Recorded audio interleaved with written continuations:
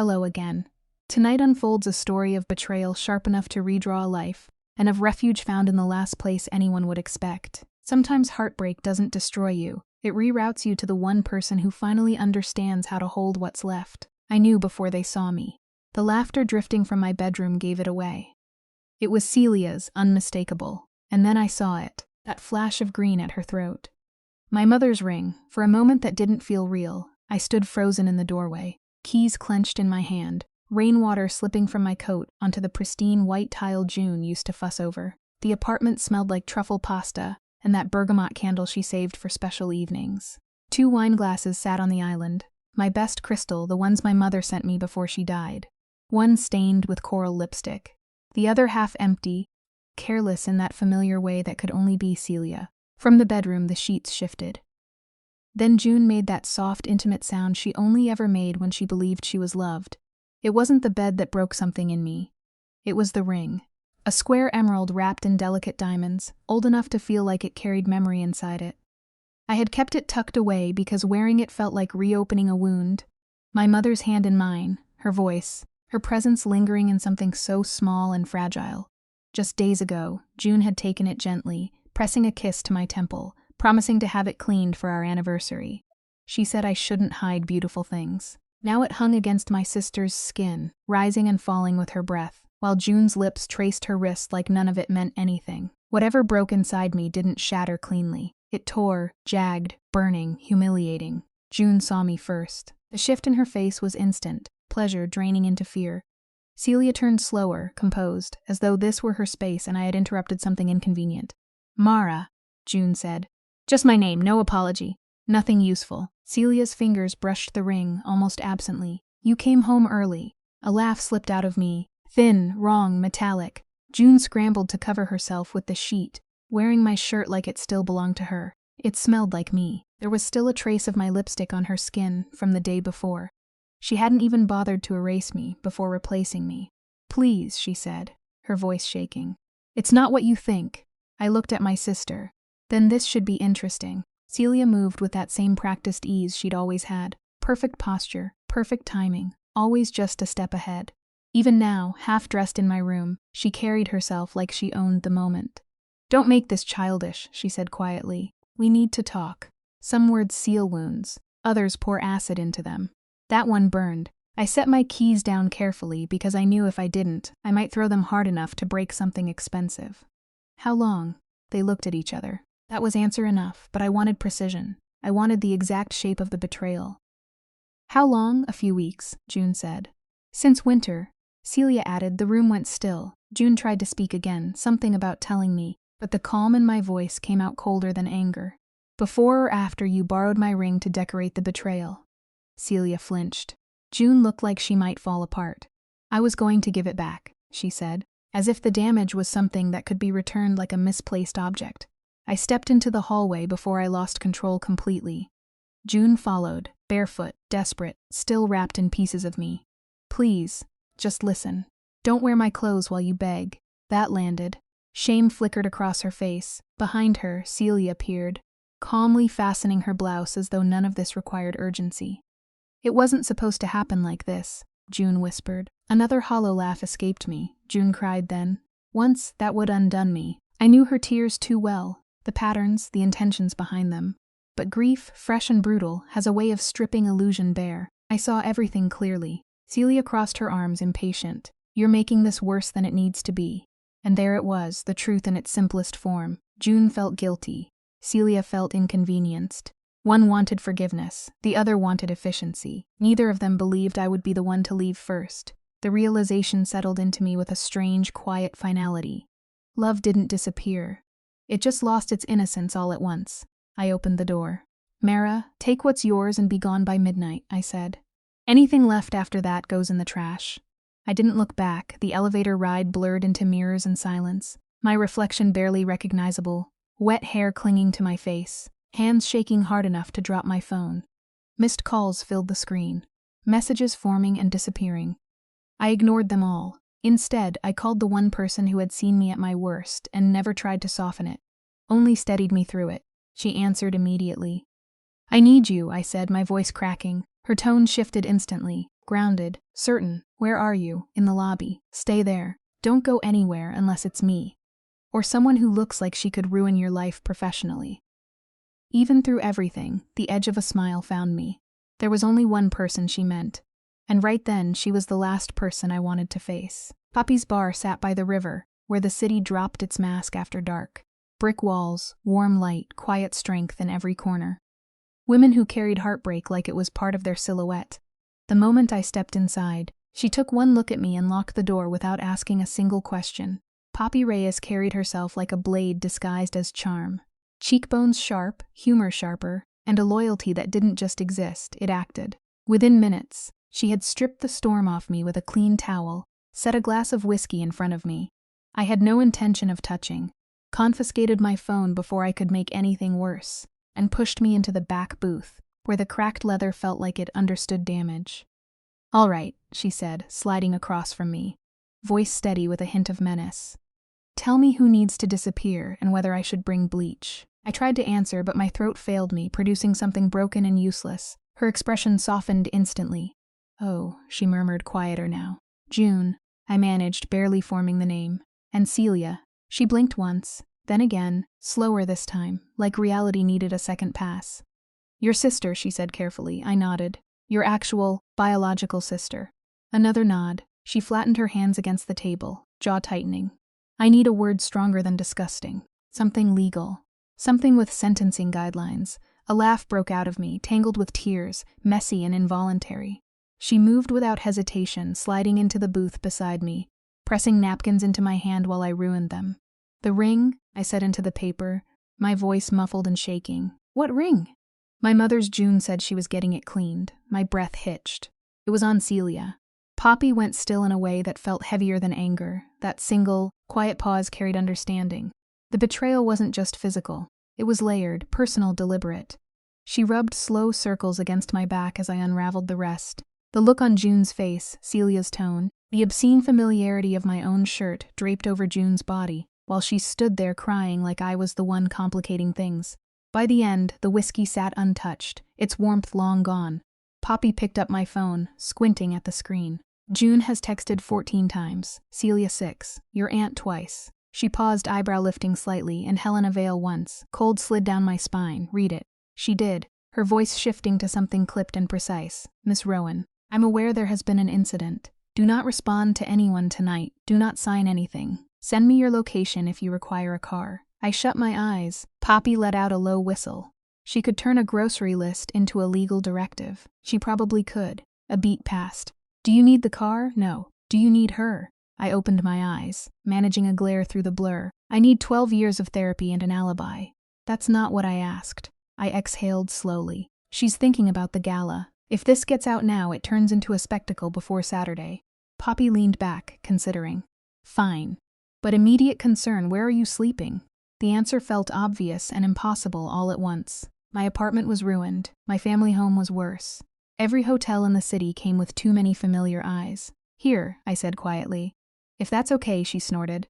"You get the office couch. It's ugly, but it won't judge you." I didn't argue. Sleep came in fragments.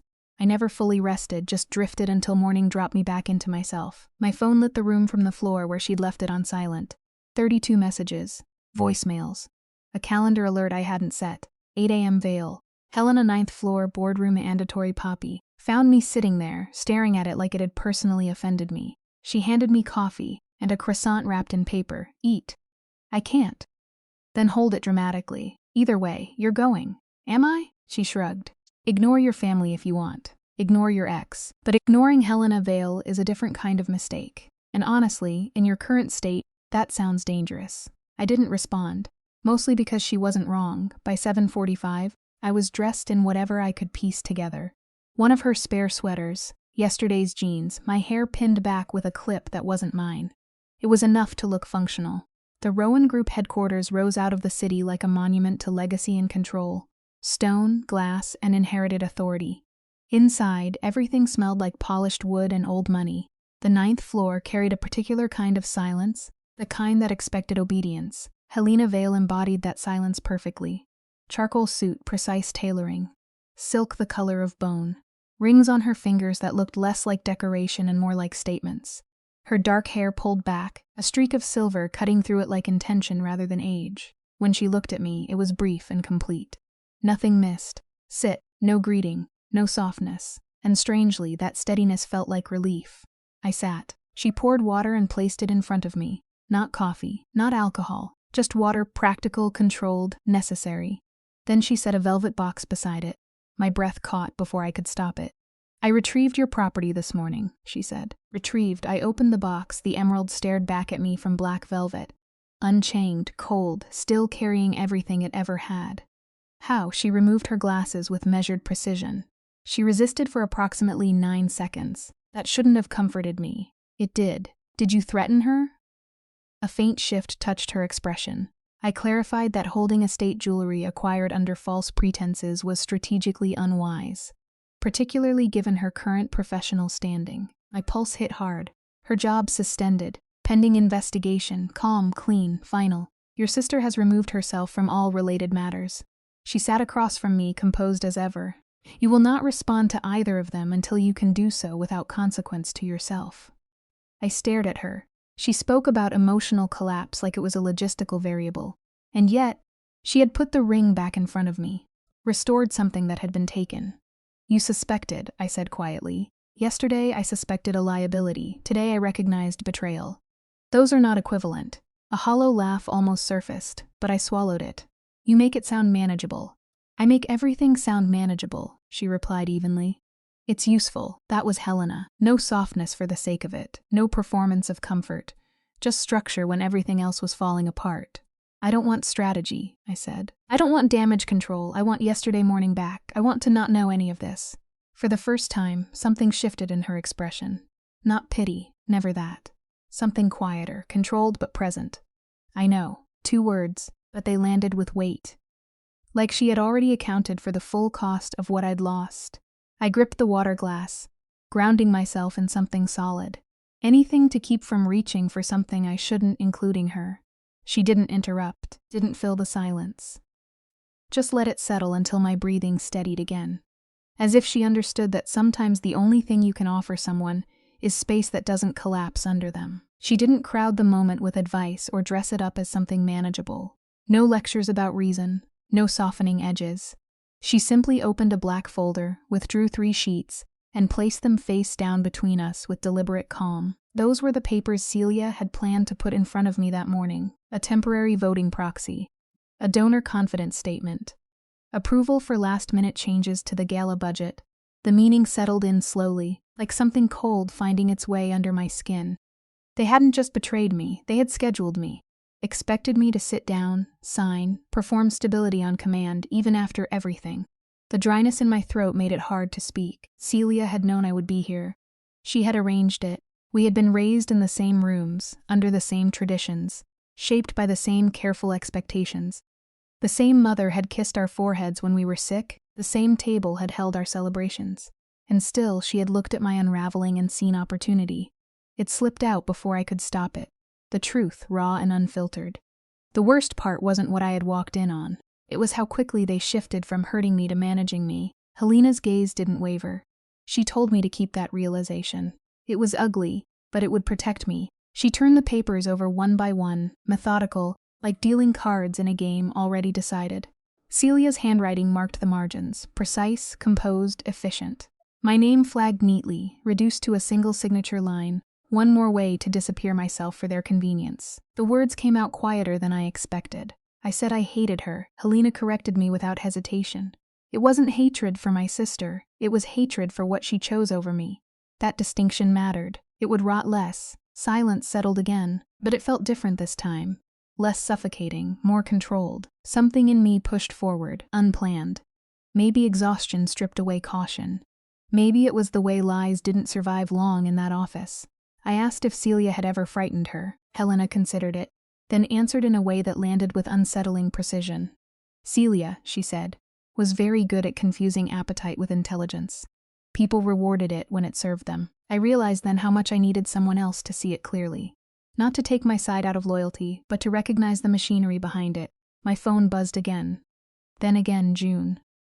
Then Helena glanced at the screen and offered, almost idly, to take it away. It was tempting. Against better judgment, I opened June's latest message. An apology framed like a strategy, carefully worded, already positioning itself for forgiveness. The reaction that came out of me wasn't quite a laugh and wasn't quite disgust. Helena held out her hand. I gave her the phone without thinking. She read it once and set it down, face down, like something mildly contaminated. She observed, dryly, that June still thought perception was the problem. I said she used to be good at that, branding everything. Helena's response was quiet, final. Not anymore. There was something in her eyes then. Sharp, controlled, carrying a different kind of danger. Not loud, not reckless. Precise. She stood. I wasn't going back to the apartment alone, she decided. I insisted I could handle it. She acknowledged that I was fully capable of making a dramatic mess of things. She simply questioned whether it would be useful. That should have irritated me. Instead, it almost pulled a smile out of me. I said I would call Poppy. Helena already knew Poppy's schedule. Apparently, threatening board members left an impression worth tracking. Then she said she would come with me. The statement landed without decoration. No softness, no emphasis. Just certainty. I pointed out she had a company to run. She corrected that. Her concern was protecting it. Running it, she implied, was what people like Celia claimed to be doing while leaving damage behind them. Plans shifted quickly after that. Calls made. Schedules cleared. Decisions executed with the same efficiency she applied to everything. Before leaving, she paused long enough to make something clear. This wasn't charity. It wasn't about doubting my capability. It was about the reality that wounded people were easier to corner. And she had no intention of letting me be cornered. The weight of that settled deeper than I expected. When she said my name, it sometimes sounded like judgment, sometimes like something quieter. This time it felt like armor. The drive through the city blurred into streaks of gray and glass under the rain. Helena worked beside me, voice low and controlled, rearranging situations with minimal words and absolute authority. When my phone kept lighting up, she took it from me without looking, silenced it, and removed it from reach, as if that, too, was part of stabilizing the situation. It didn't feel possessive. It felt procedural, like my distress had been assigned to her and she intended to see it handled. When we arrived outside my building, photographers lingered under the awning across the street. The realization hit hard. Of course they were there. The gala was close. My name drew attention even on quiet days. This was anything but quiet. She told me to stay close. Before I could step out, she removed her coat and draped it over my shoulders. Heavy wool, lined silk, carrying a faint, expensive scent that grounded more than it should have. I told her I wasn't cold. She acknowledged that. Then she stepped out first and offered her hand. Pride should have made me refuse. It didn't. Her grip was steady, cool, unyielding. The cameras reacted instantly, flashes cutting through the gray morning. Questions came fast, sharp, relentless. About June, about Celia, about the gala. About whether I was leaving. Helena didn't rush. She didn't let go of my hand until we were inside. Then her touch shifted, brief and precise at my back, guiding me forward. Inside, the building manager rushed toward us, apologetic and shaken. Helena handled it in 3 words. It was enough. The apartment door stood slightly open. I stopped. She noticed immediately. Asked if I had left it that way. I hadn't. She moved ahead without hesitation, signaling me to stay back. I listened, even though it wasn't in my nature to do so. She crossed the threshold silently, already assessing, already in control. A voice came from inside June. I stepped in anyway. The living room was half dismantled.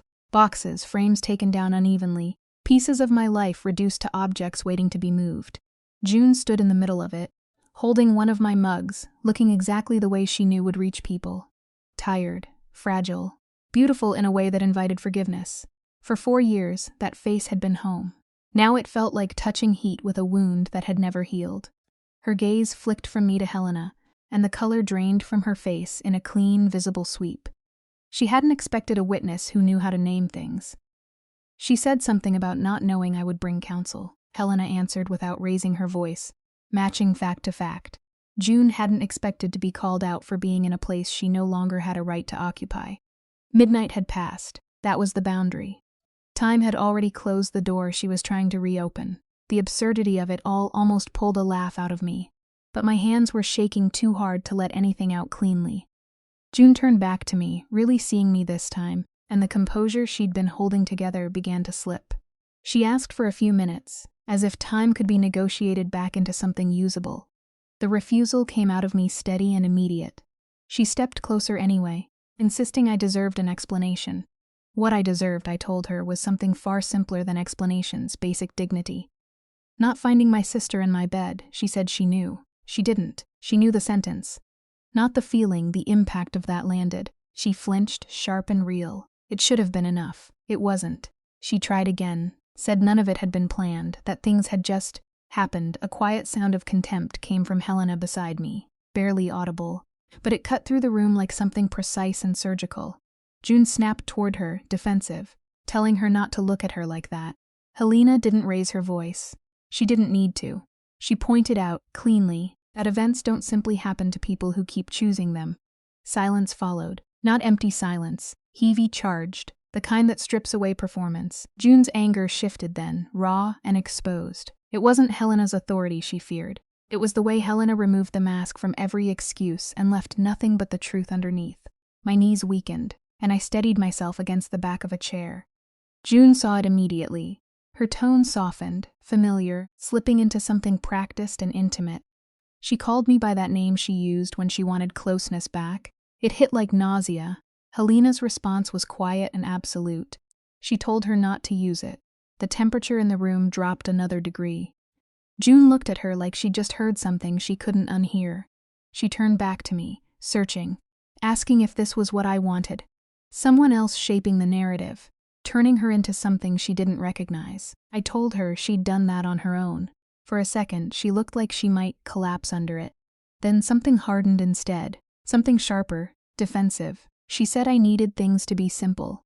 I told her to take the complexity somewhere else. The elevator chimed behind us, and a moment later Celia walked in, composed down to the smallest detail, carrying her things like she was entering a situation she already understood how to control. She didn't just enter rooms. She entered stories and rewrote them in real time. Her eyes moved across the scene. June, me, Helena, the half-packed apartment, and adjusted instantly. Grief, restraint, concern, all arranged into something presentable. She said she came to help. The question slipped out of me, shaking now, whether she was here to help or to supervise the aftermath. She ignored that, as always, choosing the version of events that suited her.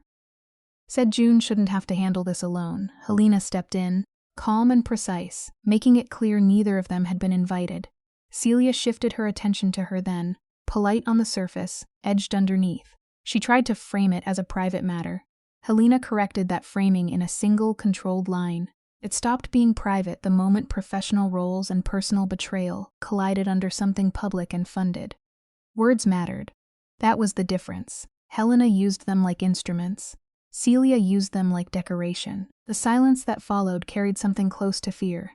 Not loud, not dramatic, just present.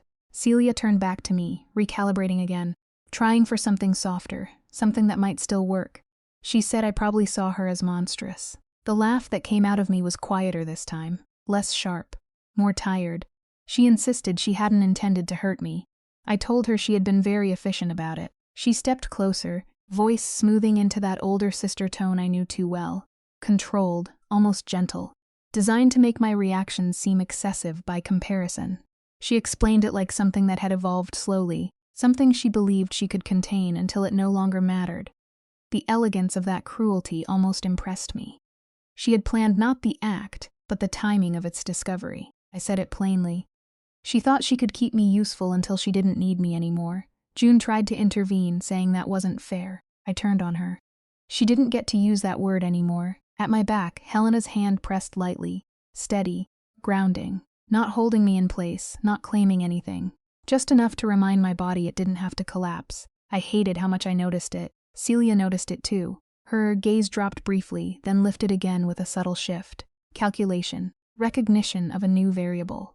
I had spent my whole life reading those small changes. I knew exactly what it meant. That alone made me straighten. I stepped away from all of them, putting space where it was needed. They could pack, or they could leave. Either way, it would be done. June's voice broke, protesting the idea of strangers touching what had been ours. The word hung there hollow. I asked her to define it. Our mugs, our couch, the sheets she had been in while wearing my clothes. There was nothing left to say. Helena gave them a time limit, calm and final. June pushed back, clinging to what she thought still belonged to her. Helena corrected her status in a single precise adjustment. Celia exhaled sharply, frustration slipping through for the first time. The situation had moved beyond anything she could reshape. She said it was beneath all of us. I looked at her and felt something old settle into something new. It wasn't beneath her. It was exactly where she operated. That was the part I had taken too long to accept. Something flickered across her face then. Not quite guilt, not quite regret. Something more self-contained. It didn't matter. June started packing in uneven, frantic motions, tears falling in silence now.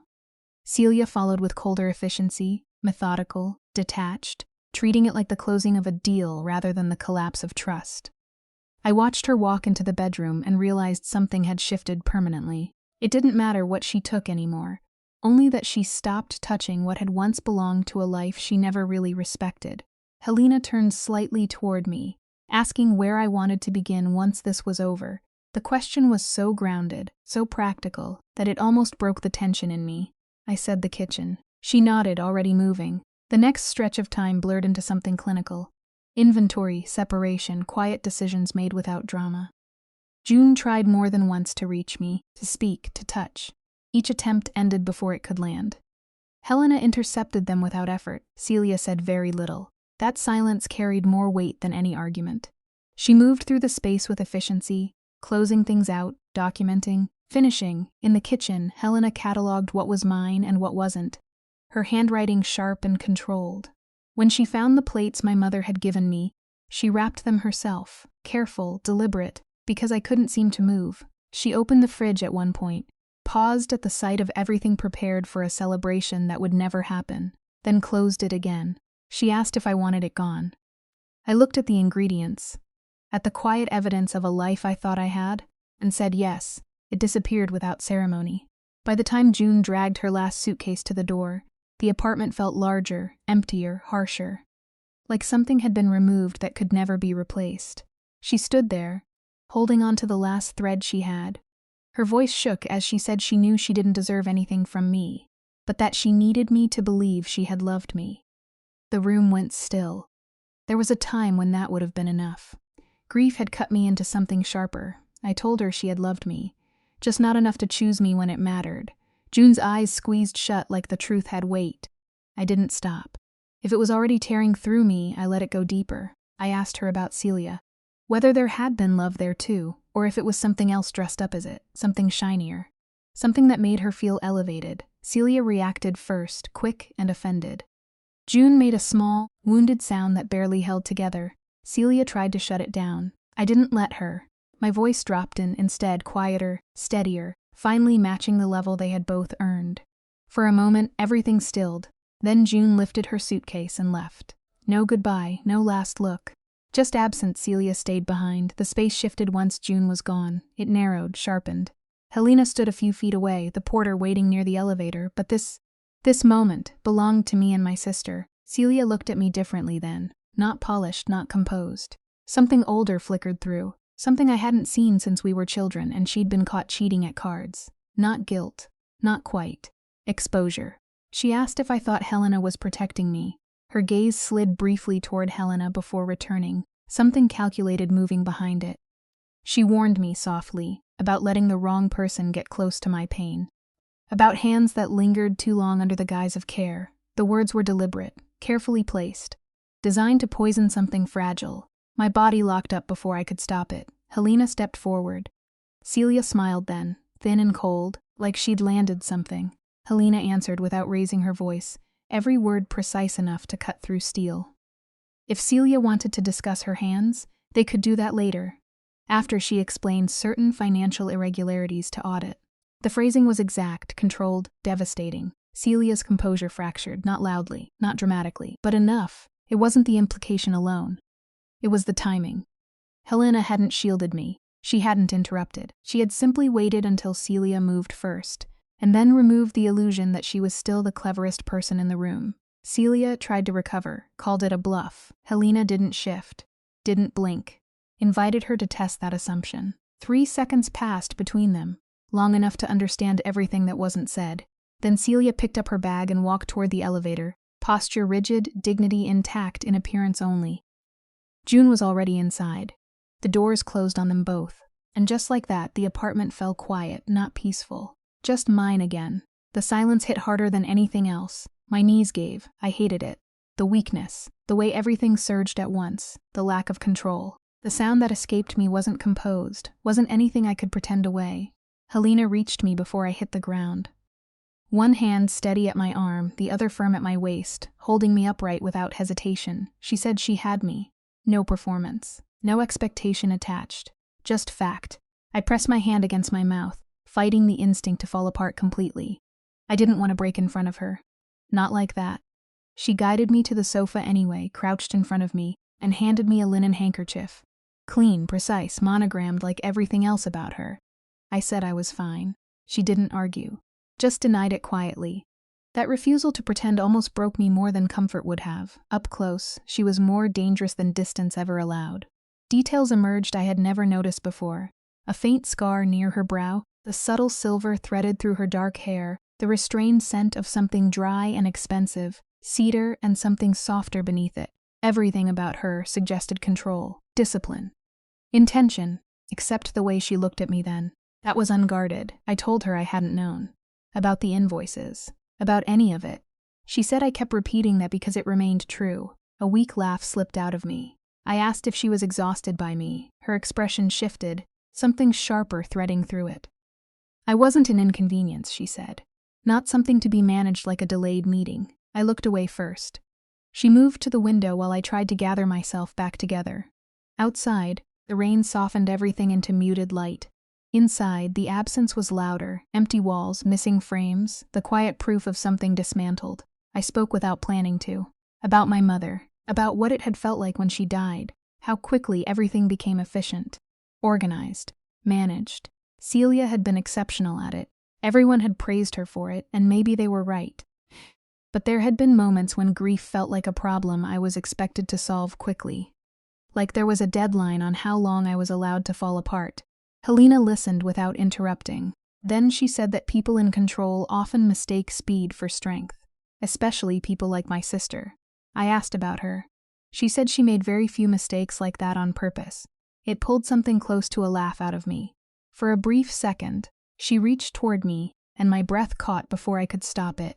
She didn't touch my face. Instead, she adjusted the handkerchief in my grip, smoothing it out with quiet precision, grounding the moment again. She told me I wouldn't be going to my family home. It was already being turned into something else. Narrative, damage control, reputation management. Poppy's place came up next. Helena dismissed it without hesitation. Then she offered her own home. The words settled into the space between us, quiet and charged. I repeated it back, more startled than I wanted to be. She didn't soften it, didn't frame it differently. And beneath it, something else lingered. Not spoken outright, but present enough to feel. My pulse climbed. I said I shouldn't. She agreed. That agreement didn't make it easier. Her phone rang before anything else could be said. She glanced at it, expression shifting back into that composed, controlled version of herself. Work pulled her away again. She told me to decide soon. To eat something. To stay functional. Then she left. The scent of her lingered in the apartment long after she was gone, mixing with everything else that had already been there before. I sat there, holding that handkerchief like it meant more than it should have, aware that one disaster had ended and something else, quieter, more dangerous, had just begun. I didn't go to her that night. Pride held me in place, thin and stubborn. I went back to Poppy's bar instead, forced myself to eat something that barely tasted like anything, and spent the evening pretending I wasn't checking my phone for a message I had no right to want. Poppy noticed, of course. She always did. She waited until the crowd thinned, then dropped into the seat across from me with a look that said she already knew more than I wanted her to. She said I looked like I was deciding between burning something down and calling someone taller than me. I said it might be both. She accepted that easily, then leaned forward and told me to talk, so I did. I told her everything. About the ring, about the confrontation, about Helena's presence cutting through everything with terrifying precision. About the coat in the rain, about the offer that didn't feel like just an offer. Poppy listened, watching me in a way that became increasingly unbearable. Then she called it exactly what it was. Catastrophic.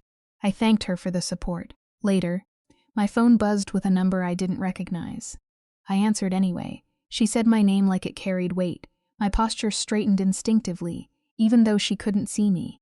She explained the situation quickly. Calls from family, from the event committee, from donors already trying to reshape the narrative. Celia's suspension had created a gap. June's had made it worse, and then she said something that caught me off guard. She trusted my taste. The word felt strange, almost misplaced. Across the bar, Poppy mouthed silent disbelief at me. I asked what she wanted. She said she wanted me beside her for the next 2 days.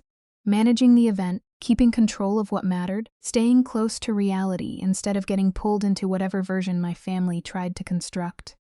And, she added, staying occupied enough not to reach for something beneath me. I asked if she thought I would. She said people who are hurt tend to return to what they already know even when it poisons them. Because at least the pain is familiar. No one had ever understood me with such precision while refusing to soften the edges of it. It was almost brutal in its clarity, and somehow exactly what I needed. I said yes, but only if I didn't have to perform.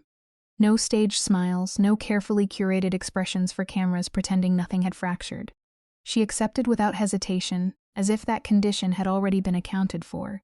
The call ended before I could second-guess anything else. Poppy was already leaning in, eyes sharp with curiosity, demanding details. I looked at her and realized something had shifted. The grief was still there, raw and present, but something else had slipped in beside it, something quieter, sharper, anticipation. The next morning, Helena was already there. Of course she was. No greeting, no unnecessary words. Just that steady, measuring look taking me in as if she cataloged everything without needing to ask. She held out a coffee without turning toward me. Still hot.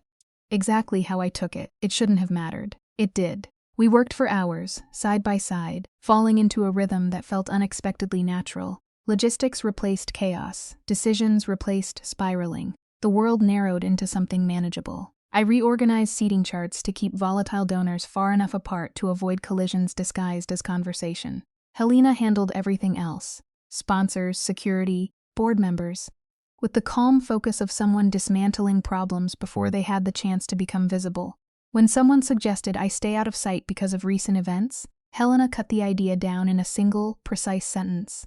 Not loud, not dramatic. Just final. I stared at her afterward, half disbelieving. She barely looked up, as if nothing unusual had happened. By midday, exhaustion crept in around the edges. But it was cleaner than grief. Easier to carry. At one point, I climbed a ladder to adjust a decorative installation, ignoring the slight instability beneath me. Helena's voice cut through immediately, sharp enough to stop me mid-movement. She told me to get down. I didn't listen. The ladder shifted again, and suddenly she was there, steadying it, one hand firm against the frame, the other at my leg, grounding me in place. It wasn't intimate. It wasn't meant to be anything except practical, but the certainty of it, the way her touch didn't hesitate, didn't falter, sent something unexpected through me. I came down quickly after that.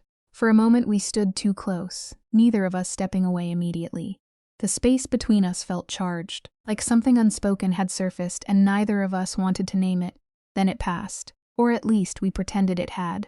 By evening, my body ached, my mind dulled, but I had gone hours without replaying the moment everything broke. That felt like progress. Helena found me later in a quiet corridor, removed from the noise of preparation. Without her usual composure fully in place, she looked almost human in a way that felt strangely disarming. I pointed it out. She didn't appreciate it, but when I laughed, really laughed for the first time all day, something in her expression shifted. Subtle, but unmistakable. She said it like she'd been waiting for that version of me to return.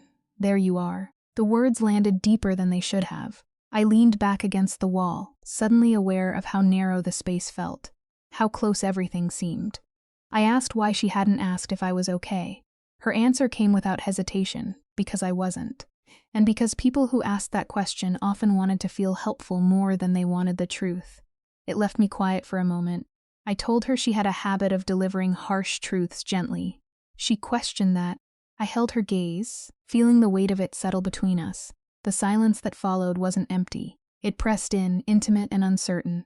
She stepped closer, just slightly, and told me to go home. To rest. To come back the next day ready to continue. It should have felt like dismissal. It didn't. There was restraint in it. Careful, deliberate restraint. I asked where home was supposed to be now. She held my gaze for a fraction too long before answering. Her place was still an option. This time, I accepted. Her townhouse felt different from everything else I'd seen of her. Less structured, more personal. The absence of formal distance made her seem more dangerous, not less. She handed me tea without needing to ask what I preferred. I joked about it, trying to deflect the way everything about her seemed to notice too much. She didn't deny it. Dinner followed, simple and quiet. Conversation lighter, but never empty. She walked me upstairs afterward, stopping outside the guest room like there was an invisible line she wouldn't cross without permission. She told me where her room was. The implication lingered longer than the words. I deflected again, making light of it, but something in her composure slipped just enough to show there was more beneath it. She told me to sleep. I tried. The night didn't cooperate. Sometime in the early hours, I woke tangled in unfamiliar sheets, breath uneven, heart racing with the residue of a dream that blurred past and present into something unrecognizable. The ring. My mother. Everything shifting hands until nothing felt like it belonged to me anymore. I sat up too quickly, disoriented, the room dark, except for faint light bleeding through the curtains. Before I could steady myself, there was a soft knock. Her voice followed, quieter than I had ever heard it. I should have said I was fine. Instead, the apology came out first. The door opened slightly. She stood there without the usual armor. Hair loose, posture relaxed, something about her softer but no less composed. Stripped of formality, she looked different. Not weaker. Just real in a way that made it harder to look away. Hello again. Tonight unfolds like a wound that refuses to close quietly. A woman shattered by the two people who should have been safest, only to find herself drawn toward the one presence everyone else keeps their distance from. Heartbreak does not always destroy. Sometimes it redirects, forcing us toward the hands that know exactly how to hold without breaking anything further.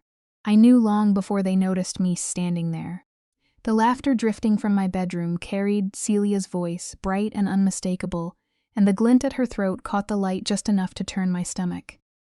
The emerald ring my mother left behind, now resting against skin that had no right to it. For a suspended, surreal moment, I stayed in the doorway, keys biting into my palm, rain dripping from my coat onto the tile June had once fussed over. The apartment smelled wrong in its perfection.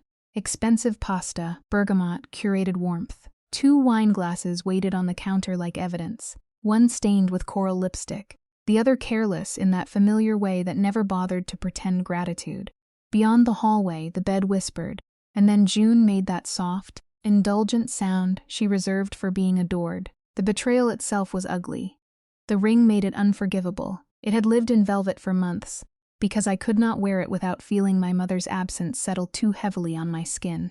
June had taken it days ago with gentle hands and softer promises, claiming she wanted it polished for our anniversary.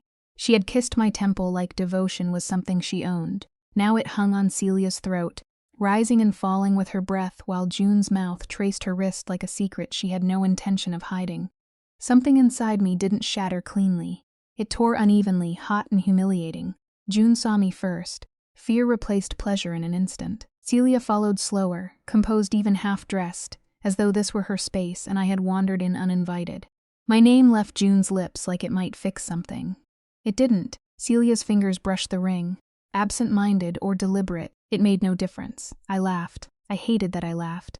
It came out sharp, brittle, something metallic against glass. June scrambled for modesty that meant nothing now, wrapped in my shirt, marked with traces of me she hadn't even bothered to erase. The detail lodged itself under my skin, the intimacy of being replaced without even being removed. Her voice trembled, reaching for denial. My gaze shifted to Celia instead, inviting whatever explanation she thought she could craft. She moved with that same polished ease she had always wielded like a weapon. Every gesture measured, every word designed to make me feel smaller. She asked for calm like she hadn't just set fire to something sacred. I set my keys down carefully, because violence felt too close otherwise. The question came out steady, almost detached. How long? Their silence answered before their words did. Weeks, months. Long enough to build something behind my back, while standing in front of me pretending nothing had changed. June claimed she had meant to tell me. The lie collapsed under its own weight. I asked about the ring, and even Celia flinched at that. It wasn't just betrayal. It was theft dressed as intimacy. The room closed in on itself. I stepped away before I broke in ways they could watch. June followed, barefoot, still wrapped in pieces of me, begging for space to explain. I turned sharply enough to stop her mid-step.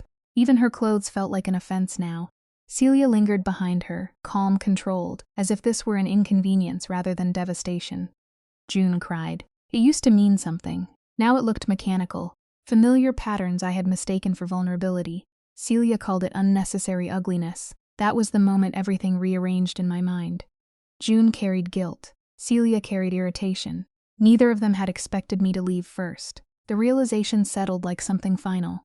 I asked if anyone else knew. At work, at dinners, in all the rooms where they had sat across from me and played their parts. June denied it quickly. Celia answered slower, colder. No one who mattered. Something shifted permanently then. Love didn't vanish. It lost its innocence. I opened the door and told June to be gone by midnight or lose everything she left behind. I didn't look back, the elevator ride blurred. My phone filled with missed calls, messages already forming and disappearing, voices trying to reach me before I had even decided what version of myself would answer. I called the one person who had seen me fall apart before and never treated it like weakness.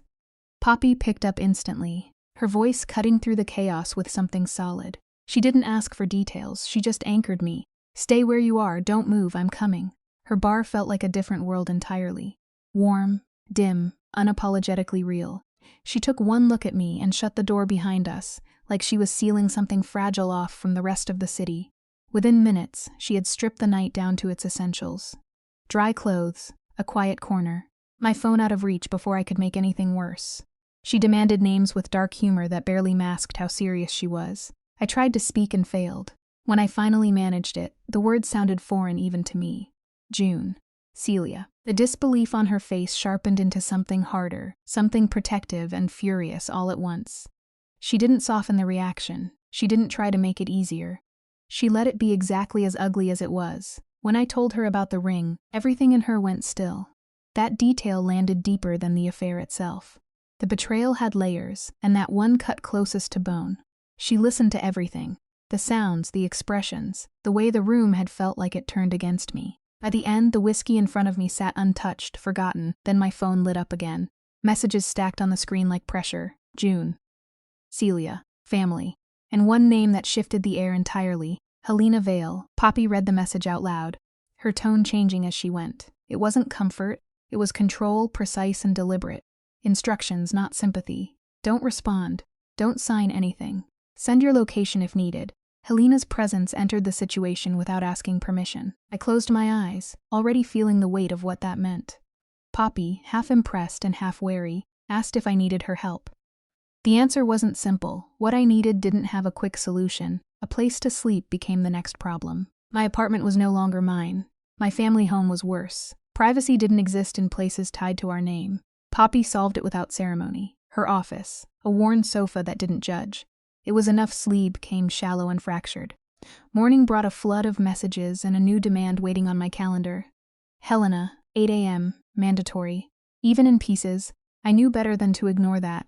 By the time I stepped into the Rowan Group building, the world had already shifted again. Polished wood, quiet power, expectations hanging in the air like something inherited and unavoidable.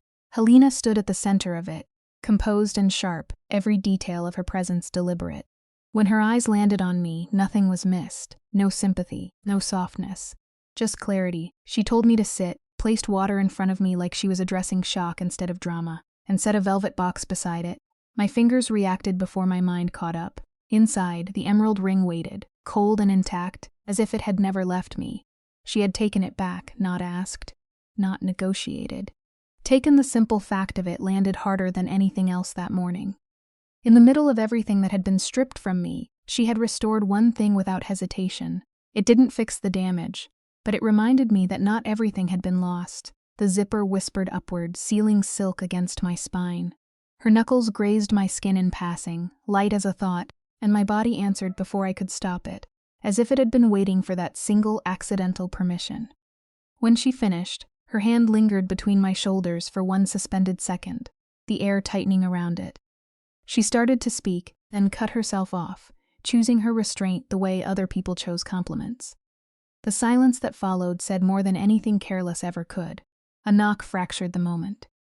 Mina's voice slipped through the door, brisk and composed, announcing family urgency dressed as logistics. Helena's hand left me. We stepped back into the world, the ballroom swallowed everything. Smiles stretched too wide, voices too polished, concern performed like choreography. Miranda tried to shape me into something presentable, something contained. I refused to be arranged. Helena appeared beside me before the tension could sharpen. Her presence enough to send Miranda retreating with the caution of someone who had learned what happens when you touch power without permission. Celia intercepted me in the gallery corridor, slipping between framed images and memory like she belonged there. Her fingers closed around my wrist, urgent, insistent. I pulled free. Whatever right she once had to me had already been spent. Her words came sharp, dressed in certainty, painting Helena as strategist, as predator, as someone circling something valuable. The lie carried just enough truth to sound convincing, but it no longer fit. For the first time, her version of reality failed to settle over mine. The worst part was not the betrayal. It was her belief that I was still something to be interpreted, assigned meaning by whoever spoke loudest. That illusion broke cleanly. June appeared at the far end of the corridor with a photographer trailing behind her, and everything clicked into place with sickening clarity. Another narrative, another attempt to turn me into something consumable. Helena's voice cut through the space like a blade. One word, absolute. She reached us in seconds, all control and quiet fury, the kind that didn't need volume to be understood. Security followed. The camera was taken. The performance collapsed. June faltered under the weight of it, her explanation unraveling as soon as it touched air. Celia tried to reframe it, to pull the scene back under her control, to reduce everything to leverage and positioning. Helena stepped forward, calm and final, and dismantled it all. She named the truth without embellishment. Then she did something none of them expected. She removed herself from power entirely, stripping away every advantage before it could be used against me. Not drift, not accident. Choice, it landed like impact. Celia's certainty cracked for the first time, real disbelief replacing calculation. The structure she had relied on simply vanished. I stepped forward before anyone else could speak. My voice held, steady in a way it had never been before. Years of being translated, softened, reshaped by other people ended in a single, clean refusal. They could explain themselves without me. They could carry the weight of what they had done without turning me into part of the explanation. June's tears came without performance now, stripped down to something almost honest. It didn't change anything. Regret and safety were not the same thing, and I was no longer willing to confuse them. I walked away, upstairs, the quiet hit harder than the confrontation. Helena closed the door behind her, and the fragile structure inside me trembled under the shift. She had given up control, not for optics, not for strategy, but to make sure nothing about me could be mistaken as something she owned. The magnitude of it settled slowly, dangerously. I stepped closer, needing something that wasn't careful distance or controlled restraint. I asked for truth without the armor. She gave it to me without hesitation. What she felt had nothing to do with pity, nothing to do with timing or circumstance. It had existed before the betrayal, before the collapse, before any justification could make it acceptable.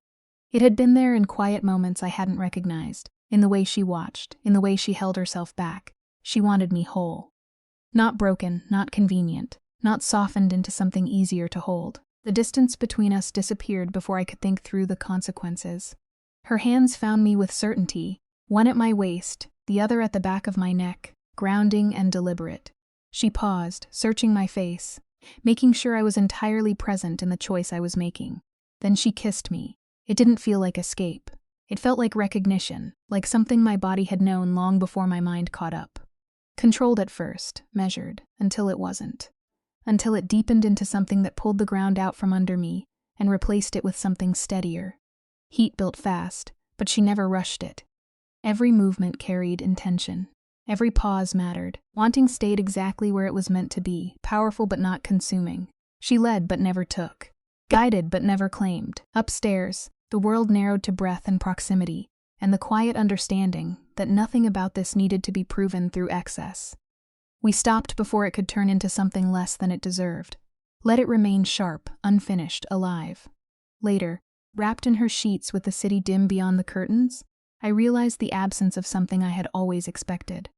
No fear, no second guessing, just quiet. Just the steady weight of being held without being shaped into something else. Morning came softly. Gray light filtered through the room, catching on her unguarded face.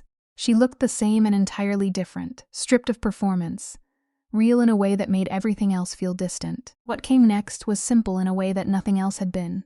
Consequences would follow. Conversations would happen. The world would keep moving, loud and intrusive. But here, in this space, none of it reached. Her hand rested at my waist, warm and certain, not holding me in place, not defining me, just there. A presence without pressure. A choice without demand. For the first time, I understood what it meant to be wanted without being reduced, to be chosen without having to earn it, to exist without being rewritten by someone else's version of me. And I didn't have to ask for it.